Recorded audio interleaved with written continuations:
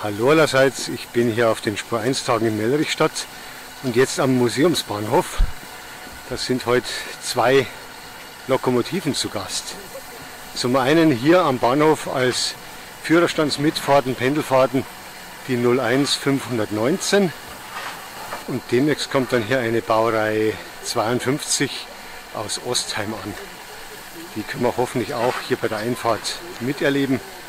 Die soll um 10:38 Uhr laut Fahrplan hier ankommen und dann mit Fahrgästen, die den Eintritt auf den Spur 1 Tagen gezahlt haben, wieder nach Ostheim fahren und wieder retour. Das ist hier so eine Sonderfahrt. Und jetzt werden wir hier gleich sehen, wie das so abläuft mit einer Führerstandsmitfahrt. Es sind schon Fahrgäste im Führerstand und die werden jetzt dann eine kleine Pendelfahrt hier am Bahnhof machen, schätze ich. Der Rhönzügel e.V. hat ja eigentlich auch zwei kleinere Tenderloks als Lokomotiven. Allerdings sind die momentan in Revision. Hätte eigentlich klappen sollen, hat aber leider nicht geklappt. Und jetzt höre ich hier schon aus der Ferne, dass wohl jetzt ein Zug kommt. Könnte sein, dass das die 52 ist. Werden wir mal schauen.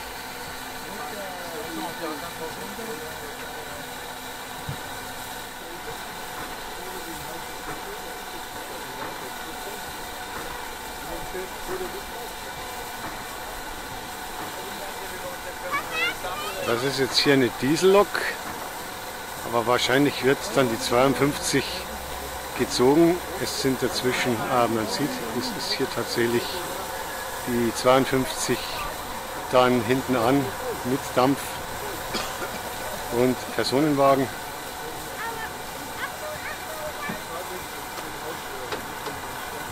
Das ist die V60 vom Rhönzügel e.V., die hier auch im Einsatz ist.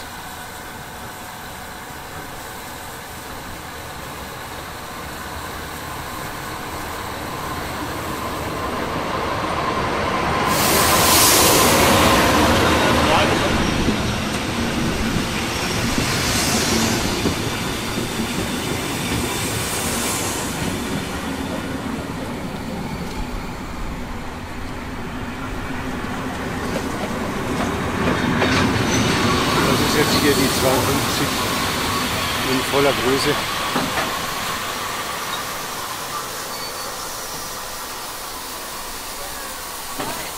Am Bahnhof Mellrichstadt.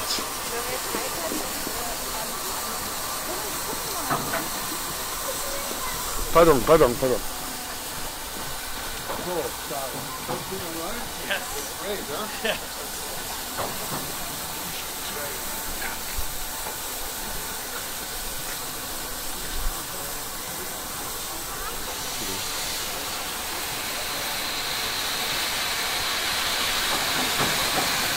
Und jetzt gibt es hier die Führerstandsmitfahrt von der 01519.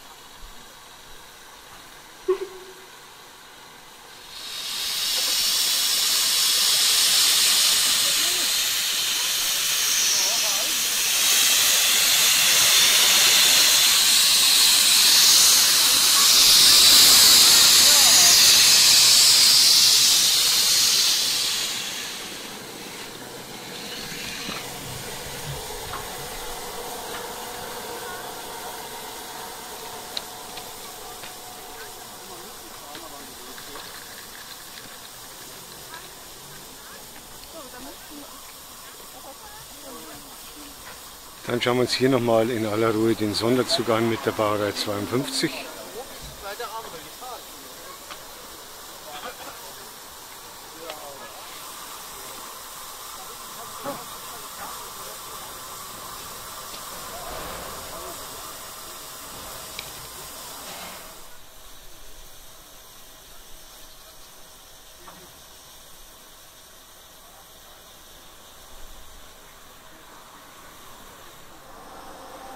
Und hier genau gegenüber vom Museumsbahnhof in Mellrichstadt ist die Oskar-Herbig-Halle, in der die Spur 1 Tage stattfinden. Also alles sehr zentral.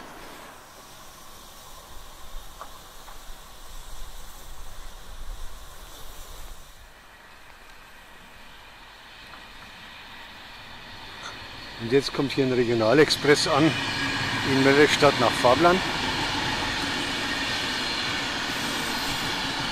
Auf dem Weg nach Schweinfurt-Würzburg, wenn mich nicht alles täuscht.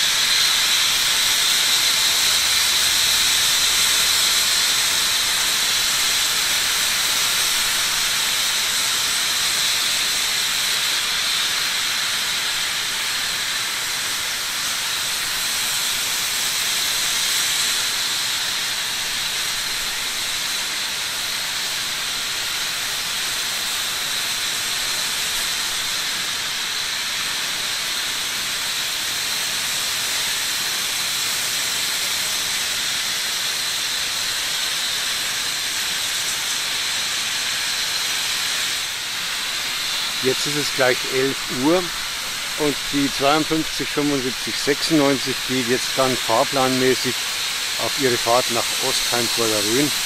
Die Pendelfahrt hier im Rahmen der Spur 1 Tage organisiert wurde.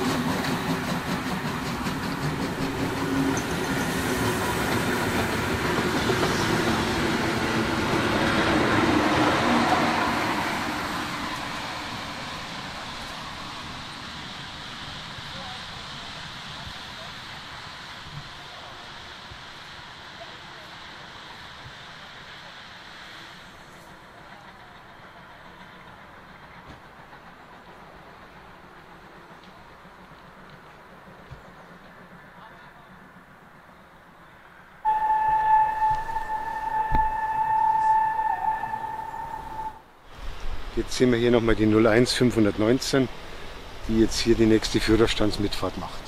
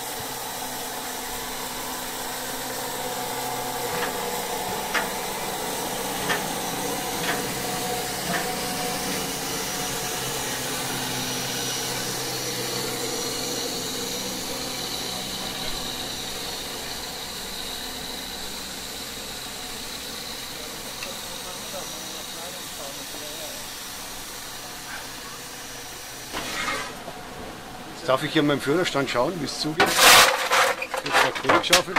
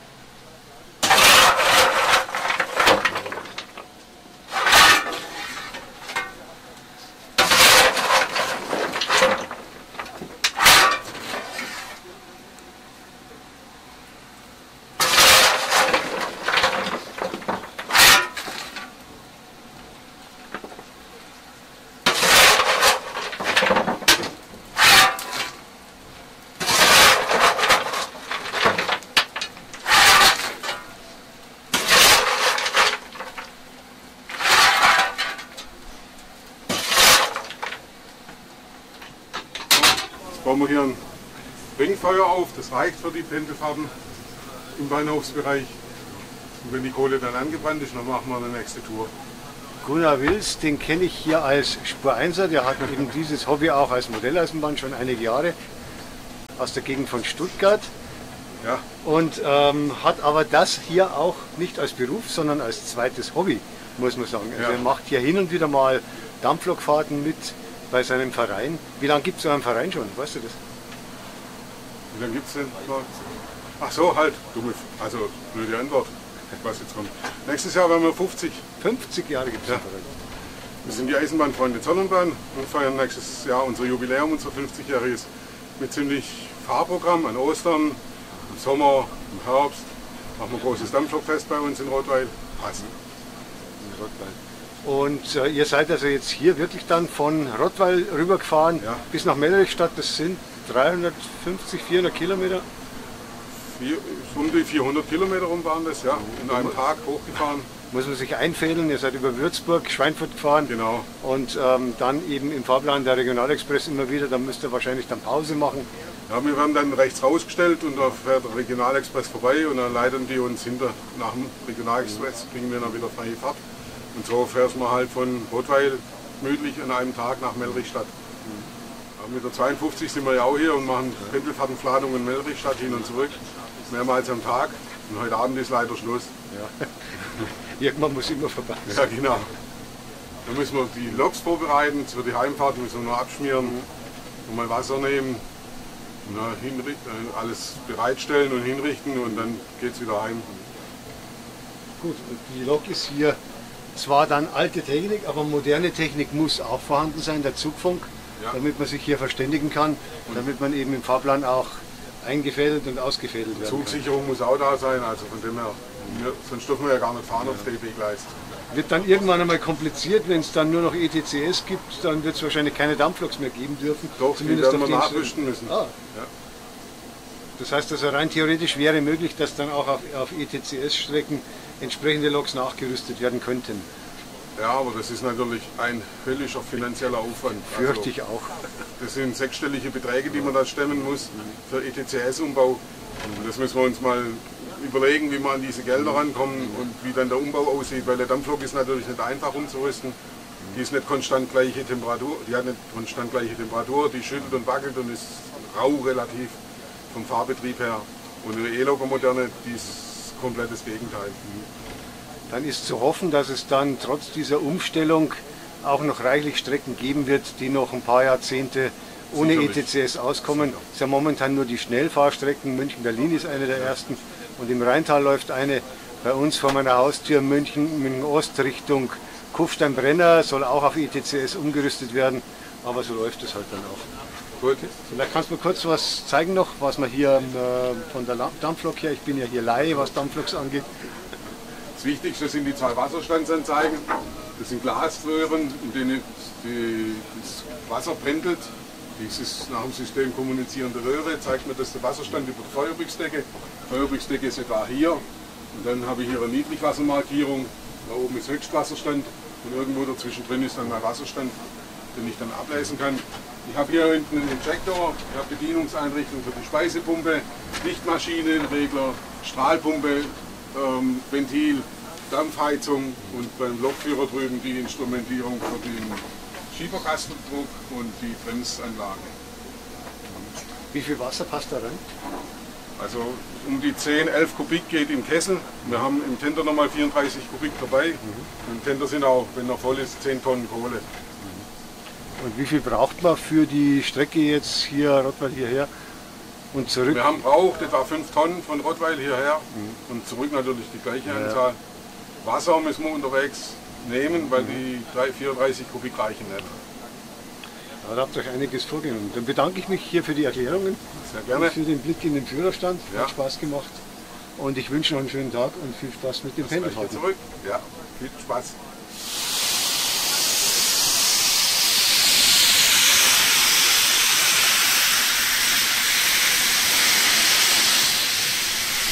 So, das war's mit meinen Dampflok-Impressionen am Bahnhof Mellrichstadt bei den Eisenbahnfreunden Zollernbahn im Rahmen der Spur 1 Tage. Ich hoffe, es hat Spaß gemacht. Servus, Ihr Peter Pernsteiner.